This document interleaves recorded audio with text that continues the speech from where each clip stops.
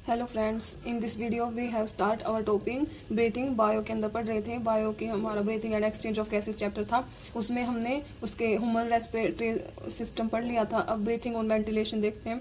Firstly inspiration. Breathing के उसके अंदर ये मैकेनिज्म भी होगा, टू स्टेजेस होंगे। एक तो inspiration and second one expiration. Inspiration कौन सी होती है? During which atmospheric air is drawn and and जो एटमोस्फेरिक एयर है, एटमोस्फेरिक एयर हमारी कौन सी आएंगी?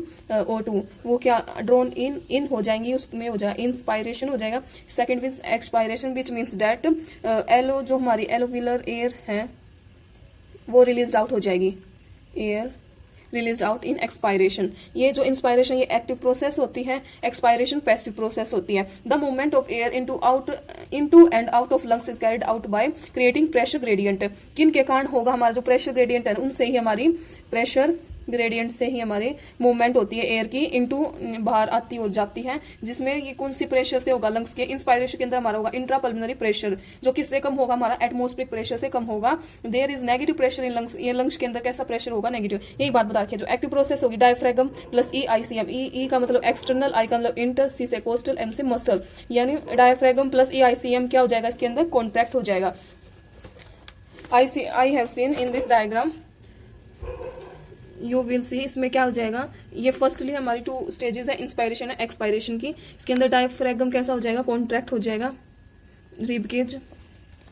और EICM यानी एक्सटर्नल इंटरकोस्टल स्पेस भी। थोरेसिक वॉल्यूम इंक्रीज होगी। जो हमारी थोरेक्स के अंदर जो हमारी वॉल्यूम है वो इंक्रीज होंगी।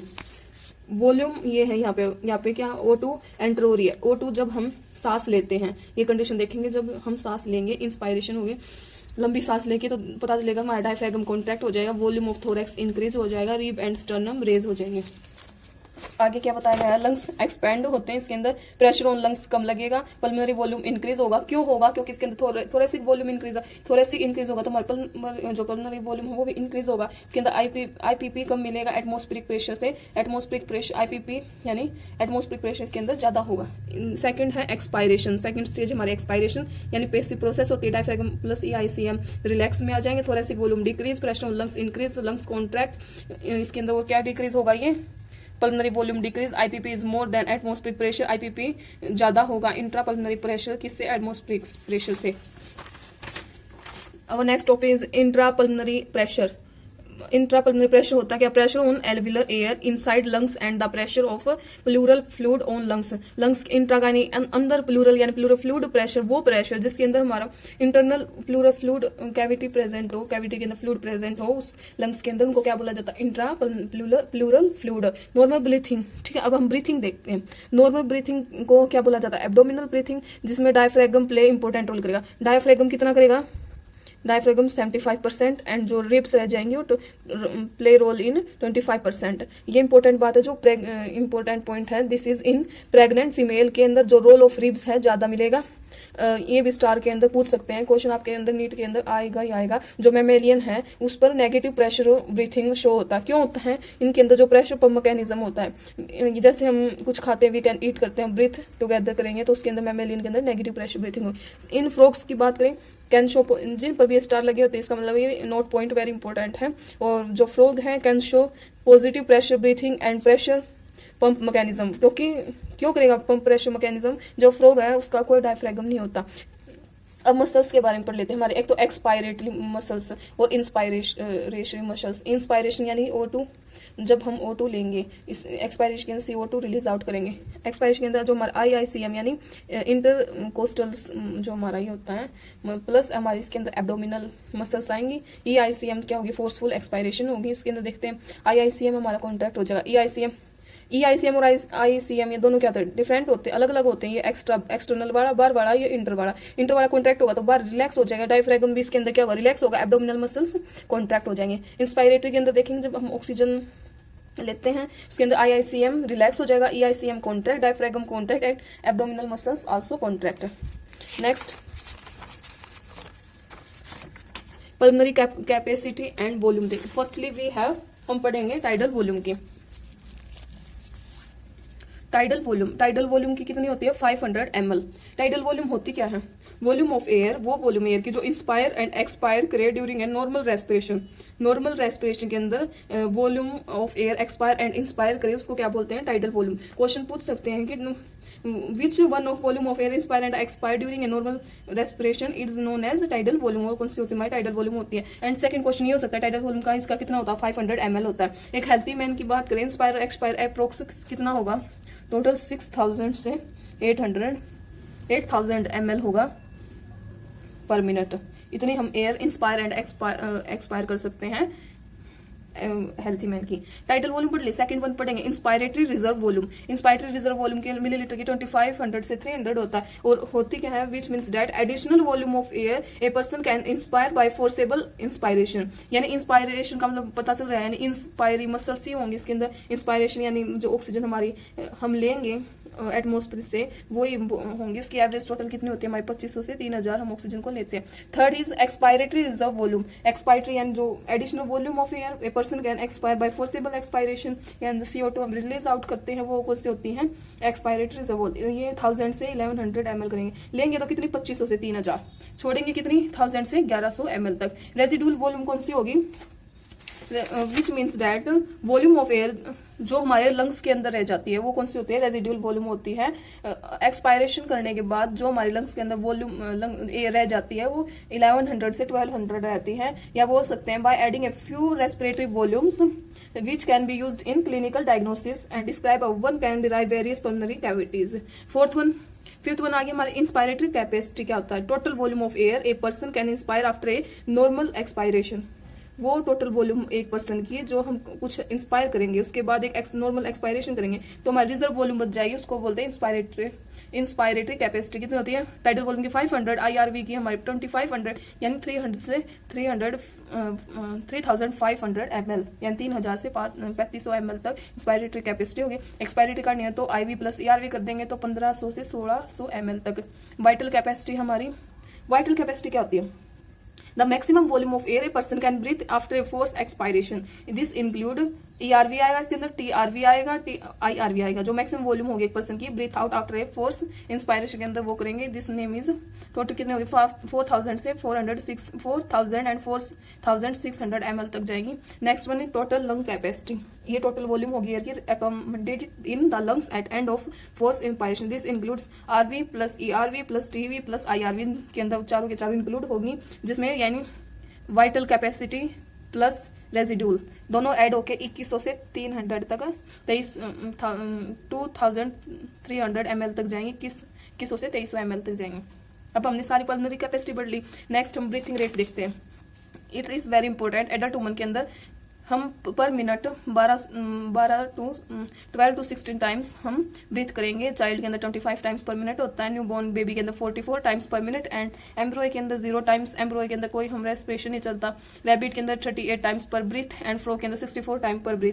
इंपॉर्टेंट यही है जो हमारा ब्रीथिंग रेट एंड बी हमारा बेसल मेटाबॉलिक रेट होता है वो एंड हार्ट बीट ये इनवर्सली प्रोपोर्शनल हमारे बॉडी साइज के इनवर्सली प्रोपोर्शनल होता है।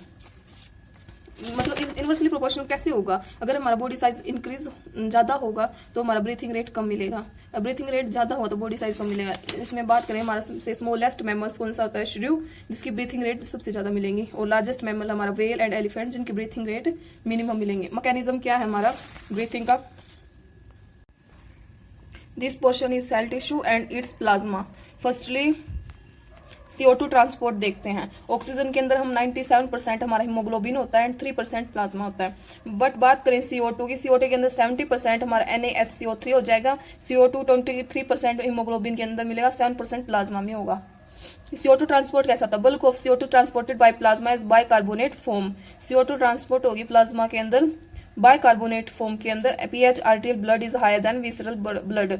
जो pH हमारा आर्टरी वाला ब्लड ज्यादा मिलेगा किन से? विसरल ब्लड से। जो हमारा विसरस ब्लड होता है उससे ज्यादा। More amount of carbonic acid is found in RBC। RBC के अंदर कार्बोनिक एसिड की अमाउंट ज्यादा मिलेगी क्योंकि जो RBC है वो कार्बोनिक एनहाइड्रेज प्रेजेंट होगा। जो ये क्या हमारा कार्बोनिक एनहाइड्रेज है, carbonic anhydrase is present which is जो zinc during CO2 transport to maintain ionic equilibrium, ये किसको मेंटेन रखेगा, हमारा आयनिक इक्विलिब्रियम को।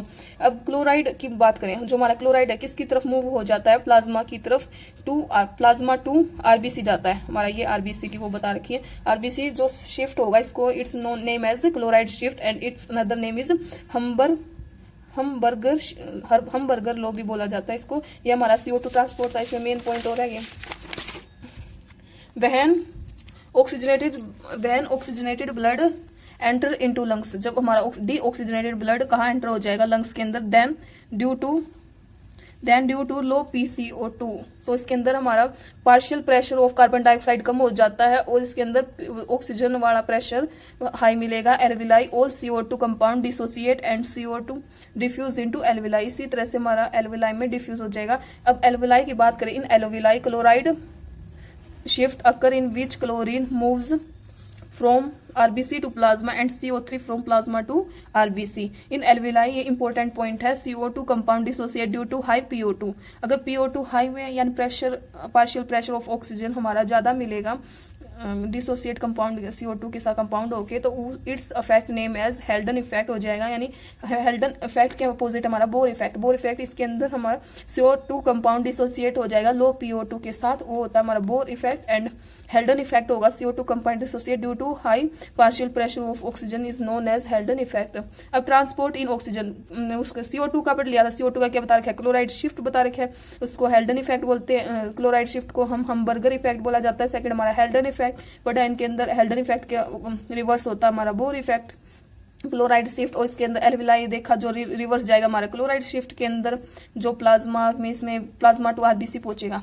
ऑक्सीजन का ट्रांसपोर्ट करेंगे, bulk of O2 transported by RBC on oxy haemoglobin, for important point है formation of oxy haemoglobin not and oxidation process because HB haemoglobin and HbO2 both have, हमारे इसके अंदर iron के मिलेंगे, iron भी किसके फेरिक एसिड की 2+ state में मिलेगा फेरस में, इसलिए इसको हम ऑक्सीजनेशन प्रोसेस बोला जाता है। अगर हम फॉर्मेशन बताए ऑक्सी हीमोग्लोबिन की RBC के अंदर, तो ऑक्सीडाइज प्रोडक्ट हो जाएगा HB का इस मिथेनोग्लोबिन की, इट इज कलरलेस होता है stable component in which Fe3+ state में मिलेगा। CO जो कार्बन मोनोऑक्साइड है ये क्या होता है, पॉइजनस गैस होती है, इट रिएक्ट विद HB, हमारे हीमोग्लोबिन के साथ रिएक्ट करके स्टेबल कार्बोक्सी हीमोग्लोबिन बना के, सो इस क्यों बनाती है, क्योंकि फ्री HB होता है, is not available to transport oxygen to tissue, ये अवेलेबल नहीं होता। सेकंड जो कार्बन मोनोऑक्साइड है maximum affinity of HB, all are connected by disulphide bond, सब किससे कनेक्टेड होते हैं, डाइसल्फाइड बॉन्ड से। दिस इज ये डाइसल्फाइड बॉन्ड हो गया।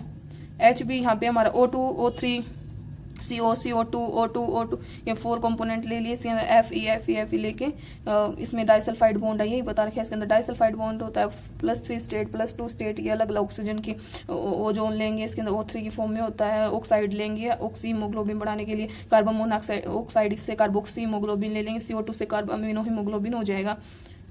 डेट्स इज इसके अंदर हमने हीमोग्लोबिन देखते हैं, हीमोग्लोबिन यानी हीम प्लस ग्लोबिन 4 से 5% एंड ग्लोबिन 95 से 96%। हीम का मतलब 4, इसके अंदर रायरोल रिंग होती है फेरस की +2 स्टेट के अंदर प्रेजेंट होता है। ग्लोबिन हमारा -4 पॉलीपेप्टाइड चेन के अंदर, इसके अंदर A and B haemoglobin A and B होता है, एक मतलब 2 alpha + 2 beta and haemoglobin B 2 alpha + 2 beta. Alpha के अंदर हमारा 141 AA की फॉर्म में मिलेगा और जो अमीनो एसिड होंगे 2 बीटा के अंदर हमारे 146 अमीनो एसिड होंगे।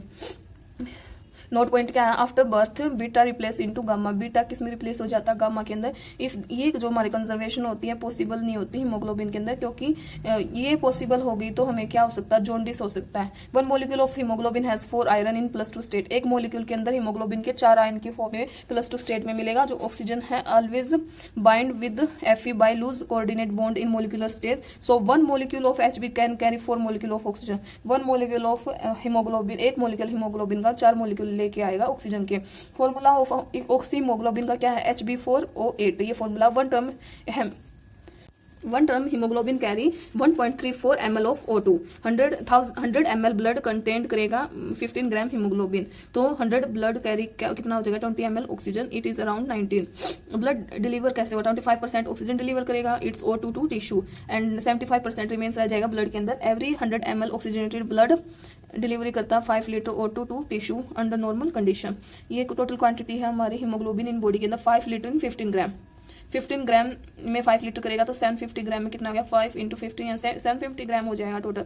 ये हमारा टोटल क्वांटिटी हीमोग्लोबिन की बॉडी के अंदर 750 ग्राम होती है। Thank you guys. इस वीडियो के अंदर हमने नेक्स्ट वीडियो के अंदर हम ऑक्सीजन डिसोसिएशन कर्व करेंगे। Thank you so much.